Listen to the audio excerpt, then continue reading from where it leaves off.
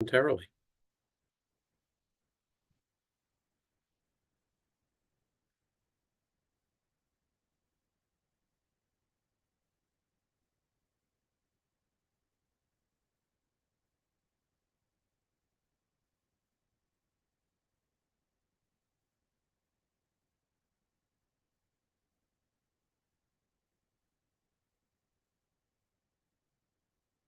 Good morning and Happy New Year from WITA. We're so glad you could join us today and this year. Before we turn to our panel, however, I'd like to highlight several major events on WITA's 2025 calendar, starting with our 7th Annual International Trade Conference, which will be online February 10th and in person on February 11th in Washington, D.C., and streamed around the world. Then on Friday, March 7th, we will once again host the Big Four Trade Councils from the House Ways and Means and Senate Finance Committees. This is an off-the-record event. It will be in person and online, but only available in the time we're broadcasting from 9:30 a.m. to 11 a.m. Eastern Time, as no recordings will be made to view after that event. We're also planning a special series this year to look at the review of the U.S.-Mexico-Canada trade agreement. And of course, don't forget to reserve your table at WITA's 2025 annual dinner on July 23rd, which is already half sold out. You can find information on all these events on our website, www.wita.org. As you know, if you've joined us on one of our webinars in the past, we like to call out the names of some of those you're in community with on Zoom, even if you can't see them on screen. So welcome today to Mariana Iganetsu at the European Commission, Paul Newrider at Amgen, Devi Keller at Texas Instruments, and Blake Harden at the Retail Industry Leaders Association. Welcome, Mariana, Paul, Devi, and Blake, and welcome again to all of you. If you're watching this on Zoom, you can also ask questions of our discussants using the Q&A tab on Zoom. You should have also received a copy of today's event program by email, and that email contains a link to see our panelists' biographies. Very excited to welcome today's discussants, who are both good friends. Robert Moran, a partner at Brunswick Group, is one of my favorite speakers and a provocative and compelling conversationalist and a great travel companion too, Robert. And we're pleased to have you back at WITA to share your insights on what lies ahead. And Robert is joined by our discussion leader, John Miller. John's day job is the chief economic analyst at Trade Data Monitor, but he's also the author of an upcoming book, The Last Manager, about the life and times of the legendary Baltimore Orioles manager, Earl Weaver, which comes out March 4th. Congrats, John, on the book, but more importantly, on the birth of your son, Oscar, on January 7th. Thank you for making the time to join us today for this event. John, take it away. Thanks, Ken. And if anybody's had a 1 week old at home, you know that sometimes you need to be told your own name. We're in a time of great geopolitical change, to put it mildly. I'm really excited to hear from Robert this morning. At Trade Data Monitor, we look at import-export flows for all the world's countries and over 5,000 commodities, and we see lots of massive changes. We see China yesterday reported a surplus of over $1 trillion for 2024 export surplus, which speaks not only to its export potential or capacity, but real problems in demand and real problems in its internal economy. One big change that's going to drive the world. We've seen again in the trade data, the work from home economy rise and fall. Trade is not going anywhere. It was $25 trillion in goods in 2024. The electric vehicle trade is really driving a lot of innovation and changes. So that's just my framing from our point of view at Trade Data Monitor. Robert obviously has a much more comprehensive, holistic view, which is why I'm really excited to let him guide us this morning and talk about his top 20 trends for 2025. Over to you, Robert. Great. Thank you so much for having me today. And welcome to 2025. We made it. And we're in those early January days. January is named for the Roman god Janus, who looks both backward and forward. And so today we're going to be looking forward into the new year. Okay, so we have 20 trends to share with you today, and I'll walk through these very quickly. And I think John will ask some questions as we progress through the presentation today. It's important to show our homework. And so this research is the product of a very large meta-analysis where we looked at 35 different global forecasts and studies. And ran something called a STEEP analysis. A STEEP analysis stands for the social, technological, economic, environmental, and political drivers of change. All humans are futurists. They think about the future. And if you use the STEEP method, it will help you in a more structured way think about the future. Okay, so as we get started today, I want to preface what I'm going to say with three basic things. The first is we can anticipate and impact a future. There are many potential futures. It's hardest for us to imagine transformative futures. And the best way to use this presentation today is to combine different drivers that I'm going to present and put them together to think about alternative scenarios in the year ahead. And I'll give some examples. So the first point is that the futures are open, multiple, and makeable. There's no one future. In fact, the future doesn't actually exist. It exists as a concept. The only thing that actually exists is now. But when futurists think about the futures, they think about what's possible, plausible, probable, and preferable. And the farther out you think about the world in time, the more novelty and potentiality there is. And that means that everybody knows this. If you're trying to impact something in your own personal life or for your business, the longer runway you have, the more change you can make. So we have agency. We're not trying to predict the future. We're trying to anticipate alternative futures. The second is that there are essentially only four ways that humans think about the future. And a famous futurist named Jim Dator at the University of Hawaii did this big analysis and found that humans really can only conceptualize the future in one of four ways. They can think about continuation, which has made sense to our species for most of its existence because tomorrow will look a lot like today. Except that we're now living in what's called the spike that started with the Industrial Revolution and steam power. And so tomorrow doesn't always look like today. And that's why we're in such a high rate of change. And so continuation may not be the best way to think about alternative futures. The second is the natural place where our species thinks about the future, which is limits and discipline. Now, that sounds kind of like a little dark, but it's true. We survived as a species with scarcity. And so we tend to think about how do we survive scarcity as a group, as a team, getting through a tough time, doing more with less. This is our natural, our sort of safe place as humans. The third is decline and collapse. No one ever likes to talk about that. It happens, right? Empires come and go. And in fact, one of the challenges now is, and this is kind of a little fascinating aside, there's a movement called the Hieroglyph Project that's trying to get science fiction writers to write more positive, hopeful science fiction because so much of it is dystopian, to try to imagine how we get out of some of the jams we put ourselves in. And then finally, transformation. Transformation is the hardest for us to think about. It's the hardest future for us to envision. So I just hope that that's helpful in thinking about sort of how we as a species think about the future. Now, how to use this presentation. The presentation I'm giving you is less of a presentation, more of a sandbox of ideas that you can put together and play with. And so I'm going to give you some examples of how this works. So ideally, you're listening and you're combining different drivers that I'm going to be presenting, and you're thinking about in your organization how those might come together to create an alternative future that you could manage against or achieve. So I'm going to give you a few quick examples, and I'll start with drive-in movies. Futurists use the drive-in movie example all the time because basically it took the United States by storm, and it was a surprise. Except that it shouldn't have been. If you put baby boomers, highway system, car culture, mass entertainment, and the American middle class together, you get drive-in movies.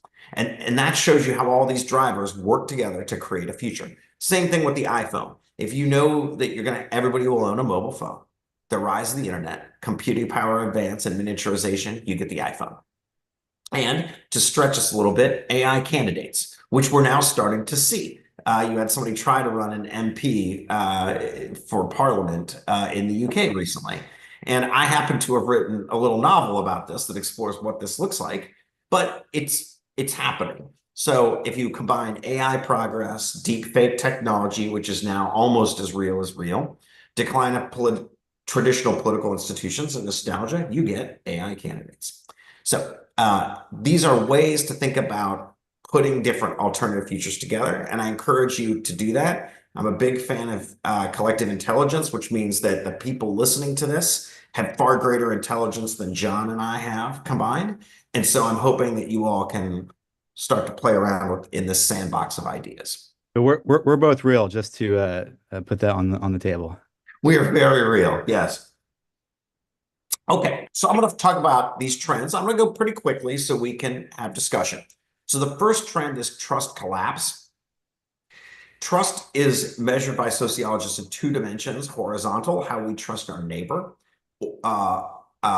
vertical, how we trust institutions. Both are in decline, but I'm focusing largely on institutional trust, which is in steep decline in basically all the industrial democracies.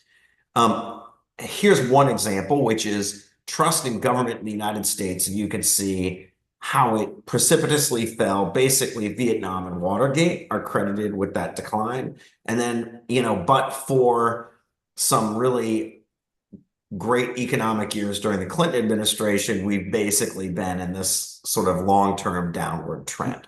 Robert, because this is WITA, can I ask you if you think that skepticism about trade is part of this decline in trust in government? I think that it is part of it. I think it's if you don't trust institutions, especially institutions that are setting the world's rules on trade, it's hard to trust the outcomes, right? And so then it's very easy for people to say, aha, other people are exploiting the international trade system. So yes. But this becomes a problem for governments, but also for businesses. So if you're a business leader, I was just presenting this to a different business yesterday, but how do you speak to a workforce, to customers that don't necessarily trust you? This is a big problem. The challenge is we have a mountain of data on it, but we don't have a mountain of solutions. And so this is kind of up to us, down to us to try to find ways to create sort of deliver the goods in a small way, to listen to people, to try to bring them along and rebuild trust in all these institutions. It's pretty stark. So 26% of Americans are institutional super distrusters. In other words, they do not trust three of the following five: the media, the federal government, the things they read online, their elected officials, and CEOs. That's 26%. That's pretty tough.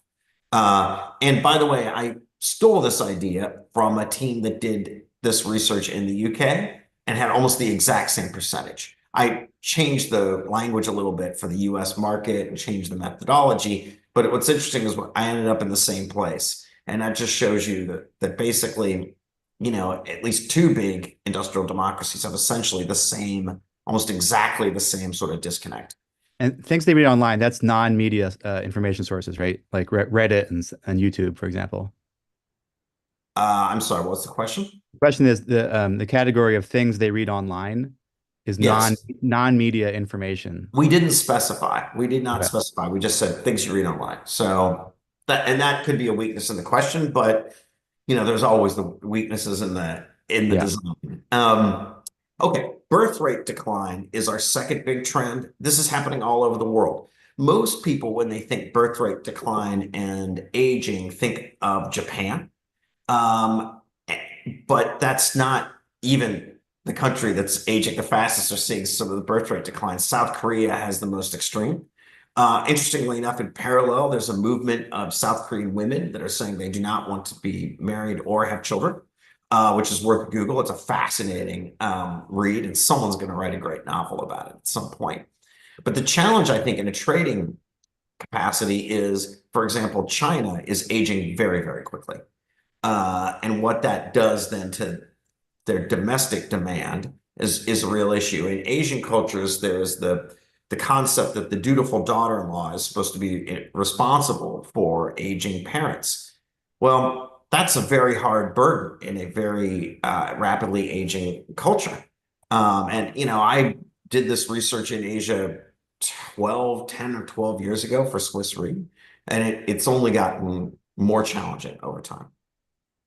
Okay, our third trend is AI automation and the jobs paradox.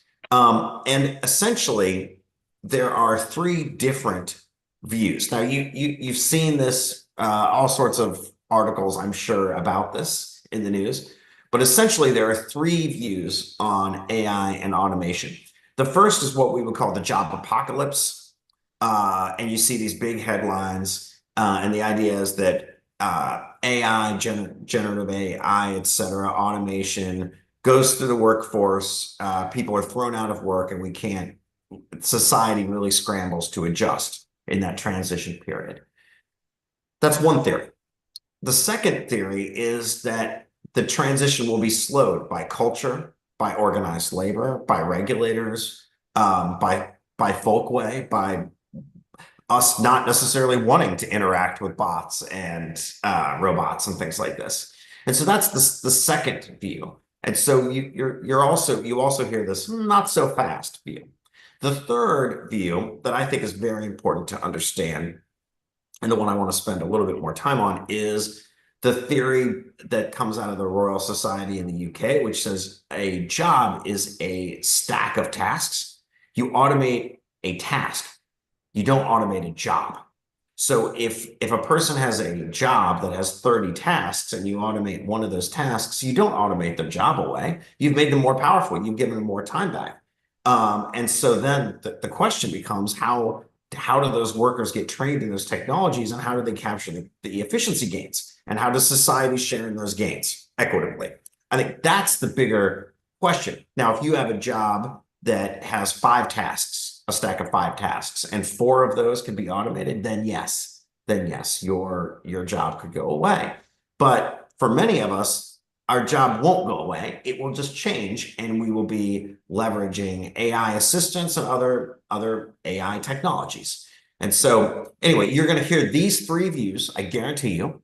And so when you're thinking about this for your business or in discussions, remember there are essentially 3 viewpoints on AI and automation.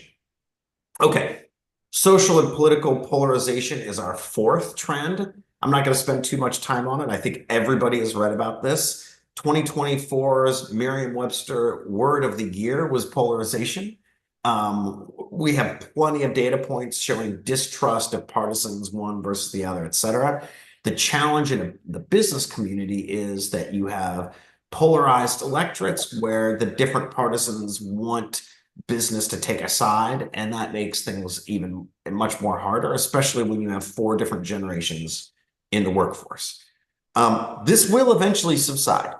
Societies do achieve equilibrium or find consensus after exterior threat and other challenges, and I'm confident that we will eventually find some kind of working consensus. We may be finding working consensus, for example, in the United States right now, so we shall see.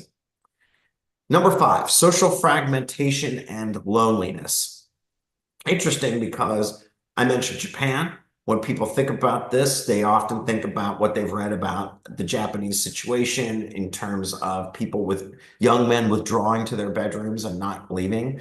And that's a very real issue, I think. But all around the world, we're seeing this social fragmentation and loneliness. It's kind of an absurd moment in which we have the technology to be simultaneously more connected than ever before, but also lonelier than ever before. And it's quite a conundrum.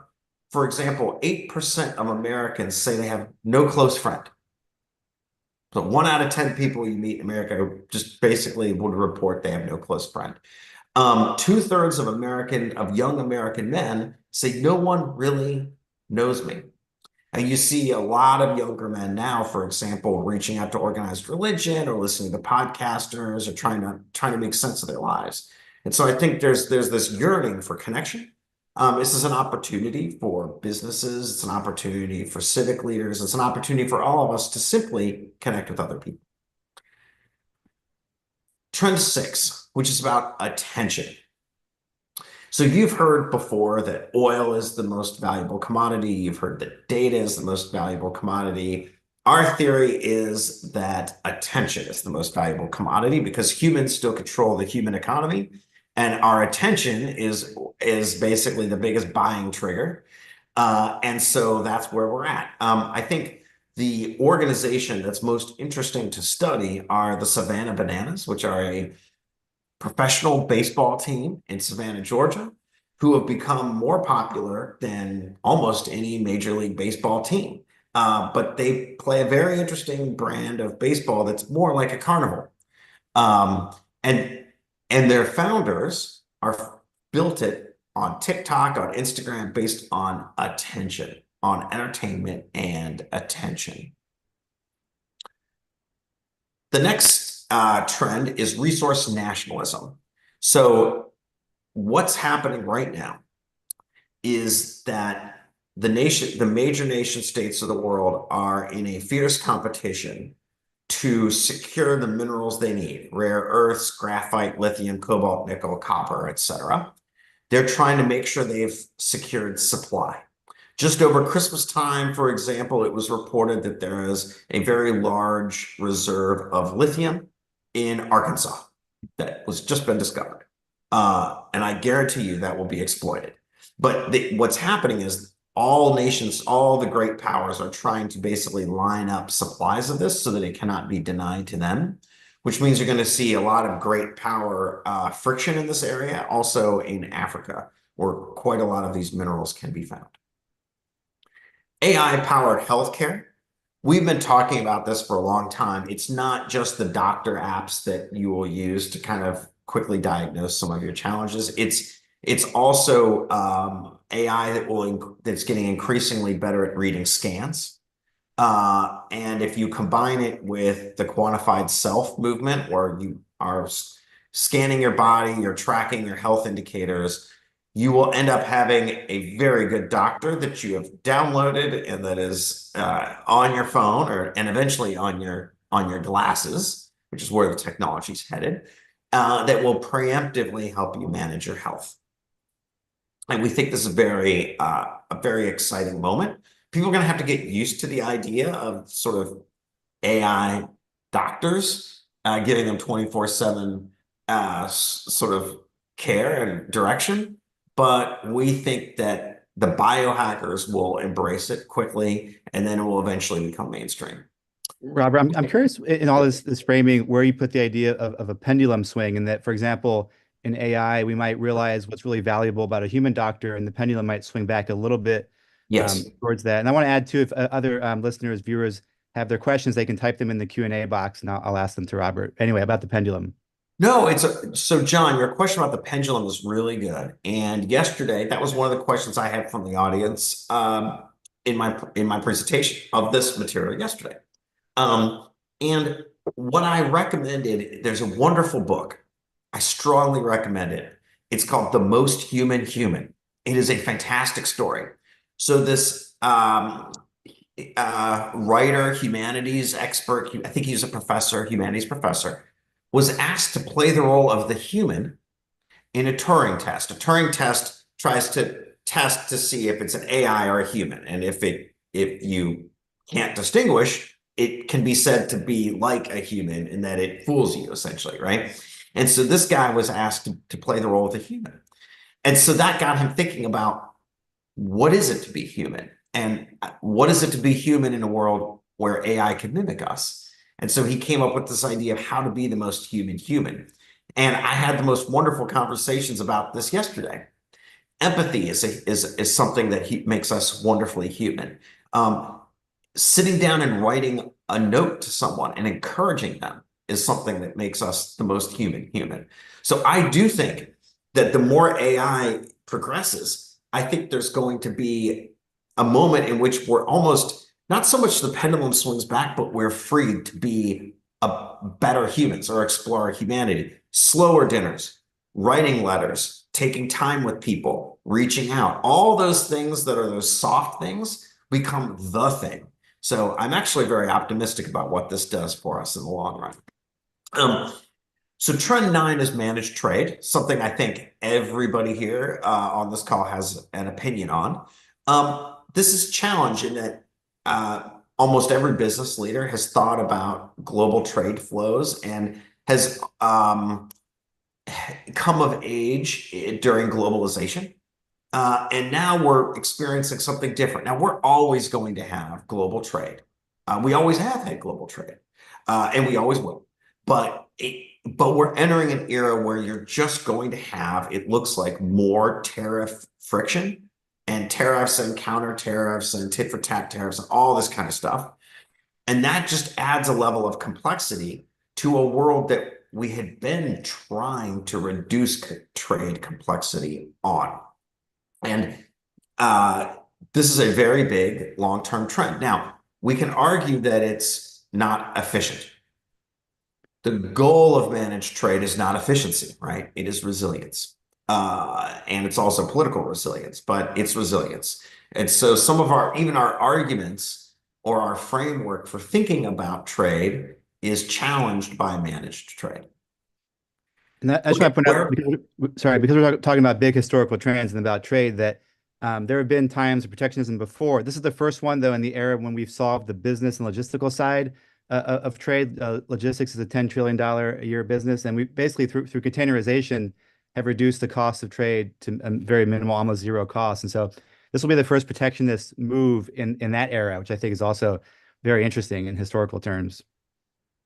It is. And, just as we will, so if you think out in time, what we think of as trade will evolve over time. What we even think of capitalism will evolve. We'll still probably call it capitalism, but it will be different, right? So the capitalism as discussed by Adam Smith in 1776, it's not the capitalism we practice today. Right. And, he was writing about a world trying to exit mercantilism. And in a weird way, we may be trying to re-enter mercantilism in some sense. So it's a fascinating moment in time, which brings us to wearable. Robert, because we're on Yes. managed trade, so can I just ask a question from a listener, a viewer? Isn't managed trade not just about this adaptation and resilience, but also about national power? And where do you put that? Yes. Yes, it's about national security. So you heard President Trump in his first term talk about economic security. American presidents have traditionally talked about national security. He talked about economic security. He fused them together. And I think that's the world we're in. And so I do think that nation states are thinking about trade within a national security lens.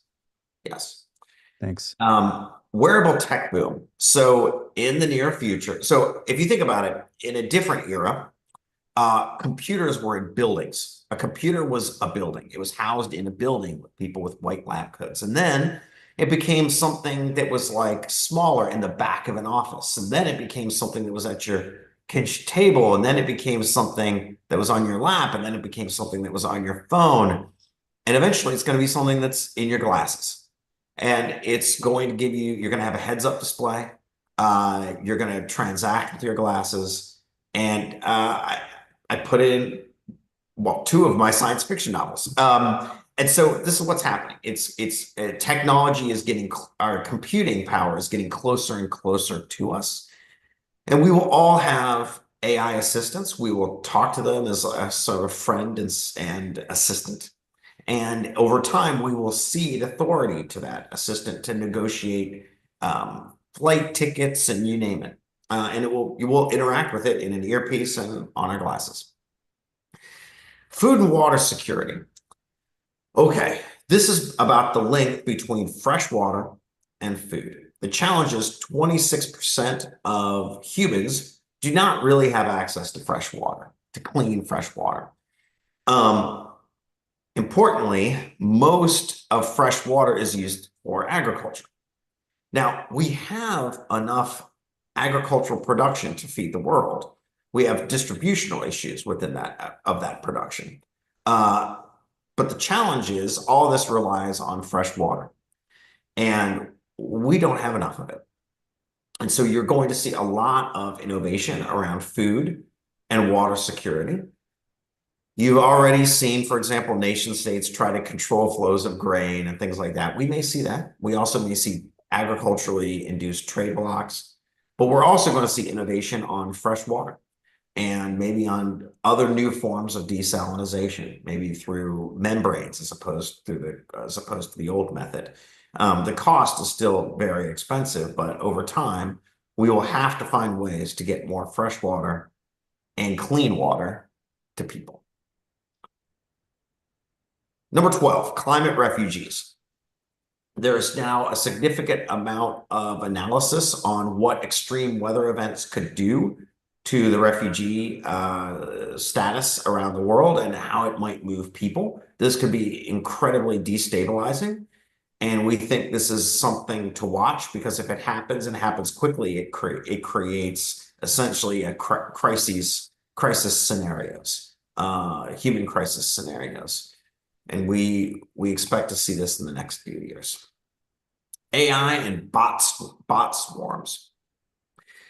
As you all know, AI is getting stronger and stronger, and you could now use a number of bots together to do denial of service attacks, to fake information, to create propaganda, to push propaganda around, to create all kinds of fake accounts that are saying different things.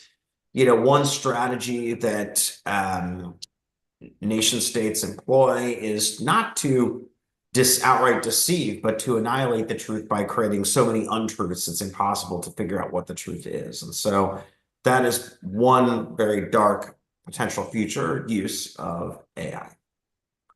Okay, quantum computing. So we think that this is an area of immense promise, where we are likely as humans to discover entirely new things we didn't even know to look for, that we'll just sort of stumble across new knowledge in a manner almost we did with penicillin. If you take AI and quantum computing and you put them together and you apply them to, say, genetics or health, et cetera, who knows what we will discover. Now, the challenge here is that nation states are not interested in quantum computing for those reasons. They're interested in quantum computing because it's a code cracker. They want to harvest information, hold on to it, and then use quantum computing later to crack the encryption and then read that data. So that's why nation states want to use it. They want to intercept information. It's an intelligence gathering rationale. Robert, Yes. isn't also a peak quantum capacity because of resource limits and energy limits, that these quantum computing production methods use so much energy? They do use a lot of energy, and of course, so I have a whole lot of thoughts on it. I don't want to get us too sidetracked, but I'm going to answer very quickly. So I was at a energy-related dinner in Dallas right after the election, and we were talking about a number of energy innovations. I'm going to raise two really quick, make 2 points. The first is data centers and AI and quantum computing are a drop in the bucket in terms of energy use when you consider air conditioning. Just the rising middle class and their air conditioning needs. That's one of the biggest drivers globally of energy. But in advanced countries, you're seeing these spikes in demand for power for these applications. In the long run, I am very optimistic about electricity production.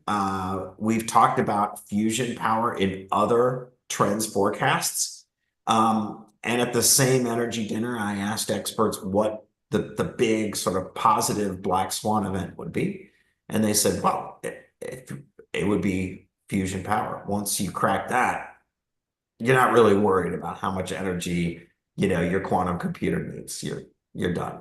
And so I'm actually very optimistic about what we're going to do with renewables, what we're going to do with fusion power to power up society. I'm actually a technological optimist about that.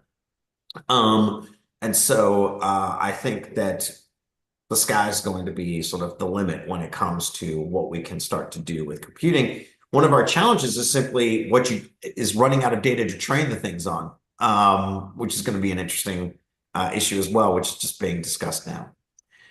Okay, here I'm referring to the ripple effects of GLP-1 or semaglutide. Think about Ozempic and these weight loss drugs. We've forecast this before. We've talked about obesity as a huge cost driver in systems and healthcare systems around the world, and in other comorbidities. And now we have a series, a class of wonder drugs that may end up being able to sort of dramatically reduce some of the costs associated with obesity. And we think that these drugs are going to make it very quickly into the mainstream. And, you know, sometimes when we present these trends forecasts, people say, oh, it's pretty gloomy. But there are some I'm a technological optimist when it comes to this and a number of technologies that we're developing. And this is definitely one of them.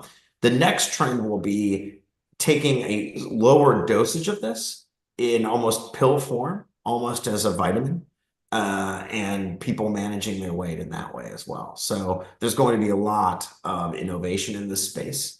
And you're going to live through it the next decade. Okay, the green tech race. Irrespective of whoever gets elected where, the world's great powers are investing in green tech. The world's largest corporations are investing. You have a lot of energy going into green tech. That's not going to change. And in fact, the more that this technology gains steam, the more it is going to create this feedback loop that we keep going on it. There are strong reasons for this. Eventually, it plays into national resilience and national security. And so you're going to see just a very keen interest in distributed generation, for example, which can protect you against sort of grid attacks and other things. So we think that this is just going to be a very long-term wave. And it's an important point to make because some trends are very long-term, are mega trends. We try to stay away from the mega trends because those are known. So the mega trends, for example, are rise of the global middle class, okay? Global urbanization, concrete, like all, those are all things we know. We know exactly what people buy when they hit the global middle class with extreme levels of specificity. They buy hair treatments, they buy meat, they buy more education, they buy more clothes for their kids, they buy appliances. Okay, we know all those things. Those are mega trends. So we try to focus on things that are less of the mega trends and more of the other faster drivers underneath those. But this is almost like a mega trend, and we don't see it slowing down anytime soon. Okay, 21st century warfare. We are watching warfare evolve at warp speed right now. And warfare is just going to look very different from how we have conceptualized it in the past. I think we are at a moment that feels somewhere like we were right at the end of the US Civil War, where we had went from one type of warfare to a very different type of warfare, or early in World War I, where the great powers figured out that you could fuse industry and war. And that's sort of where we're at now. You're looking at using very inexpensive technologies, drones, using swarms of drones, using hypersonics. It's just we're talking about a very different environment. Historically, businesses have looked at sort of some of those strategic shifts and thought about and gained some inspiration. And so you're looking at a lot of asymmetric warfare options for powers to try to compete. We're going to close with one thing on this. There's something called the revolution in military affairs. It says that every new major big technology gets weaponized. The power that figures out how to own the weaponization of that ends up becoming the world military leader. And so there are several great powers all trying to figure out how to dominate these weapons technologies in the future. The biotech revolution, and this is where it gets interesting because eventually when humans can take control of their own biology, it gives us a huge advantage as a species, and then everything starts to change. There's an enormous amount of investment in biotech right now. If you add all of the advances in AI and what we're doing in computing and CRISPR technology in terms of gene editing, you can quickly envision a world in which we identify entirely new ways of thinking about people's genetic code and then changing that code and editing it for their health. And so this is, I think, an enormous area of opportunity, another place to be optimistic. Space commercialization is trend 19. We've talked about space before. In a way, this is the most important from an economic standpoint because the space economy ultimately is infinite. The Earth economy is finite. The space economy is infinite. And so you're seeing right now, you're probably thinking satellites, but there's been a lot of discussion around what asteroid mining would look like. The US government's very interested in it. They've actually looked at how you do treaties on this. Multiple nation states are looking at how you would create sort of real bases, maybe for manufacturing off-world. And I think you're going to see, you're going to see so much energy in this, and you already are. So it's going to continue. And then finally, climate and insurance. We've had a number of superstorms in the past year.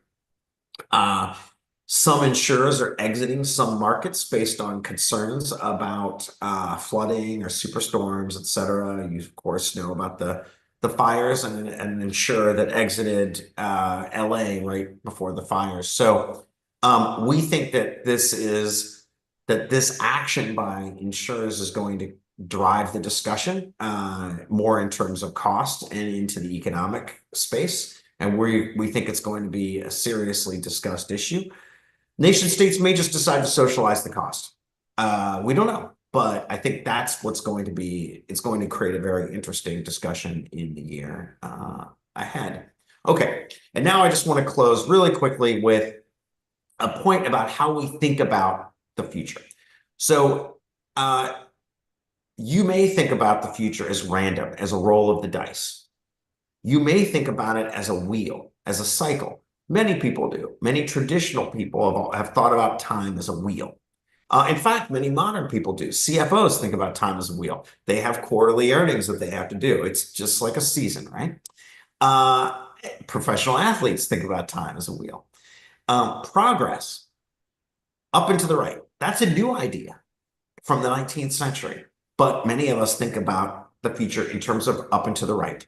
And then finally, there's the blank canvas. And however you think about making the future, I encourage you to consider what your mental model is and to think about how it could be the canvas and what you can make on that canvas, because there is a lot of novelty and we do have agency. And so in the year ahead, I hope you consider the canvas as your model for what the future can hold. And with that, thank you very much. Thanks so much, Robert. One of my jobs also is I coach high school baseball at the biggest public high school in Pittsburgh. And I talk to my players a lot about process and outcome, how we control our process, but not our outcomes. And I think this kind of survey is a really good example of controlling the process, of trying to understand what might happen without controlling the outcome. So thank you again, Robert. Question from a viewer. Electric vehicle trade. At Trade Data Monitor, we've noted one of the biggest, probably the biggest trend in global trade in the last 5 years. Seems to be kind of imperiled with potential rollbacks by the Trump administration of EV tax credits and subsidies. Where do you put electric vehicles in the kind of futuristic mindset? Maybe throw self-driving cars in there. Sure. In the long run, we're all going to have electric cars, and that technology will continue to mature. Think about it this way. How long have we had the internal combustion engine, and how much more efficiency can we squeeze out of that thing? Now think about how long have we had car batteries like we have now? That's a newer technology. There's theoretically much more efficiency that we can squeeze out. And if you think about the potential growth of the efficiency in those batteries, then you have to be sort of a technological optimist about that. And I think self-driving will eventually do what all technologies do. There's a standard sort of, you have a new technology, it bursts onto the scenes, there's a lot of excitement, then there's a problem. And then people put in social folkways and legislation, and then it kind of recedes to the back, and then it becomes just a part of the fabric of life, and then it just becomes a reliable technology. And I think you're going to see that with self-driving over time as well. Just as you will all have AI agents that are your own, and you'll talk to them like a friend or an assistant, and you'll have a relationship with that AI. So I'm optimistic about all of these technologies in the long run. Big picture question for me. What's the balance you think between politics and business in solving a lot of these problems? I think about, for example, universal basic income as a political solution to AI taking away jobs. Is it like, 20/80, 80/20? Do you have a way of thinking about that, about politics and business? Yes, so it's interesting. There's basically like a feedback loop um, between when society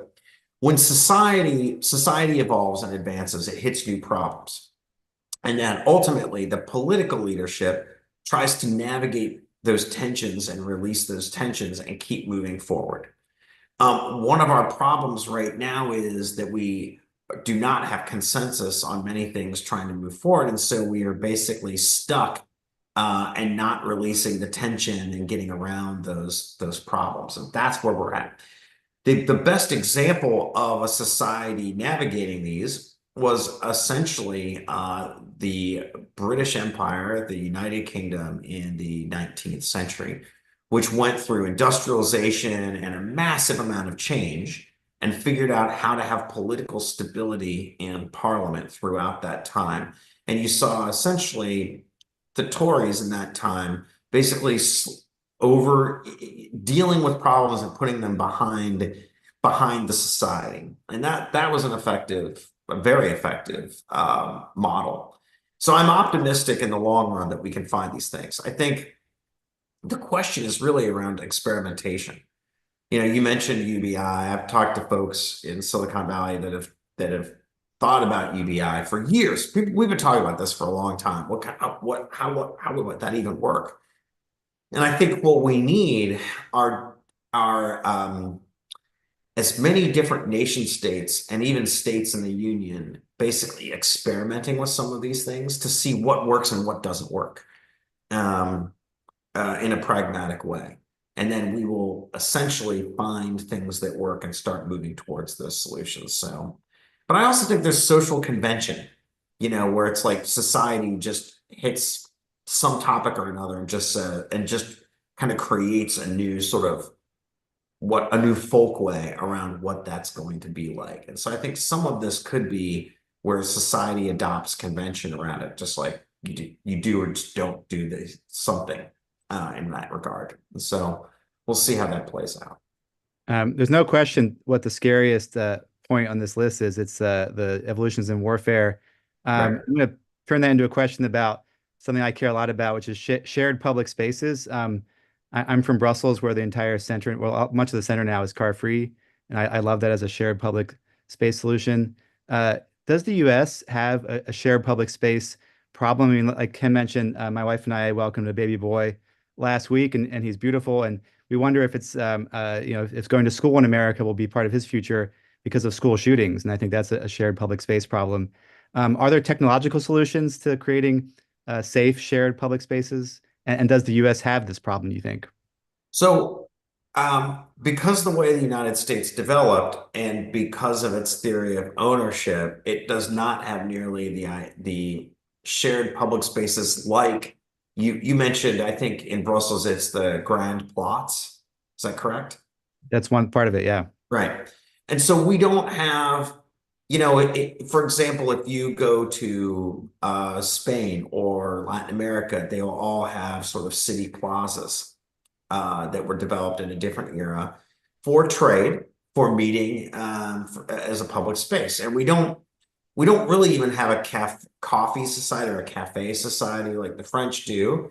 Although the Starbucks has sort of acted like that, and we had malls, but malls are dying. So the sociologists refer to this as the other place, the third place. And yes, we have a challenge in that regard. And I think it's going to be more around city planners. And I actually class this as part of the loneliness challenge. If we don't have good places for people to relax in public and meet. So, for example, Great Britain has the pub culture where you don't necessarily just sit in your house at night watching telly. You go and hang out with people at the pub and share news of the day and play darts and play billiards and things like that and have a nice time. And so we don't really even have that in the United States. And so I think that we need to try to find ways to build that. This is a very American view, but other cultures do have these things. And, they fight loneliness. So, there's a lot that America can learn from other cultures in terms of how you construct open spaces for people to recreate. We have parks, and we're okay with carving out land, but we don't have as many city center type places where people can naturally congregate. And is tech part of the solution, you think? I don't know. I actually feel like it's really location and social innovation, and how we think about that. And one of the challenges is, for example, just take the United States. Well, all Western democracies are the same thing: decline of formal religion. Irrespective of what you may think about formal religion, its decline has meant that you have one less connection point that people have one day a week, and that's very sad. And so, like, how do we, it may be that we see at some point or a sort of resurgence of formal religion or something like it, really as a way for people to connect with each other, and that can be very helpful too. So I think there's a I mean, think about it, right? Like in Europe, the main plaza is what's sitting on the main plaza. There's the church, there's the mayor's office, the cabildo, right? And it's sort of, that's how the society was structured. And I think That's what they call it in French, l'esprit du clocher, the spirit of the bell, which is a very nice term. I like that. So one more question before we wrap up here. Where do you put education levels and kind of capacity for human analysis as a common thread here? Are a lot of these issues caused by a decline, or maybe more of a focus on science and education? Well, this is an interesting issue because if you look at the things so we talked a little bit about this yesterday. This is just my take, and others may have radically different views, but I think net the optimism in this. Now, we try not to have positive or negative futures. We try to just say this just is, right? But the optimism comes a lot from new technologies that can be harnessed for good for us. The pessimism comes from our ability to work together. So the pessimism feels like it comes out of the social, and the optimism feels like it comes out of the technology. So the challenge for us is how we find ways to actually work together. And I think that social innovation, finding ways to get along with each other, to de-escalate some of the things that would naturally create tensions with us. I think that's where we're going to unlock a lot of the value. I think the technology will be there. But it's an interesting question, like there's a big discussion about what is an education for, and it's always been there, right? The Germans just went through that a couple of years ago and had that as a big debate within their system.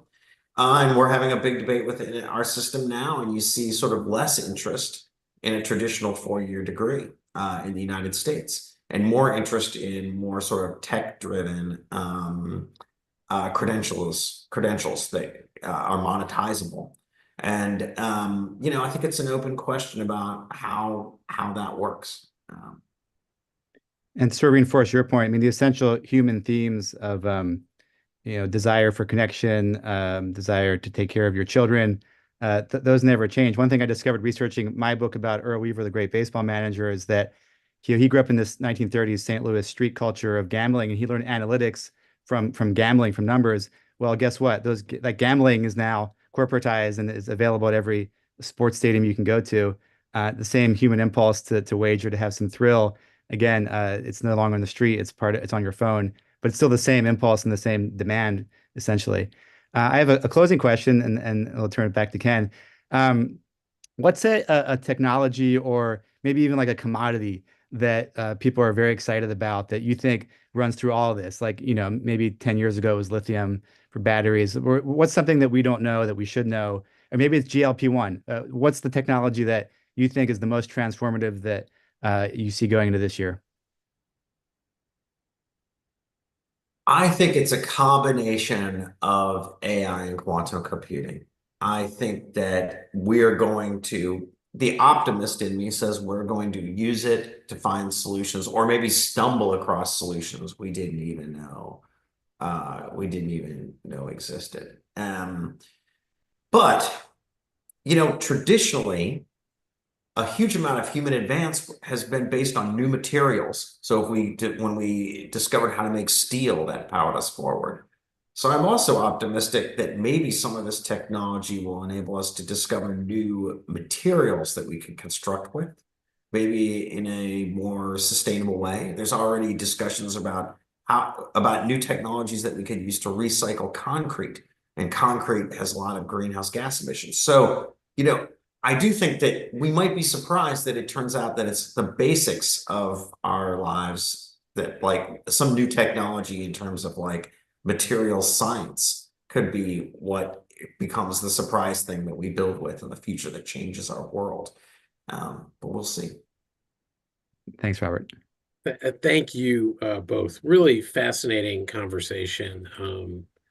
I wasn't, you never know when you're pulling the people together if you get the right combo. But this one, the chemistry was great on this, and really appreciate getting the two of you together and sharing it. I always say when we do these webinars that what I'm looking for is imagine our discussants are sitting at the bar at the Hey Adams or at the pub, Robert, and you guys are talking about all this, and we're just at the next table over, and we're eavesdropping. We're listening in. We're hearing you guys talk because you're the experts, but we're kind of learning from you, in that community space. And we hope this is our WITA members see this as a community space a little bit. It's one we really nurtured and grew during COVID when we all needed that virtual community. Now we're in person. We're doing more of those again in person, but we're really marrying it at WITA with the technology and doing it online as well to bring in our global community together. It's why,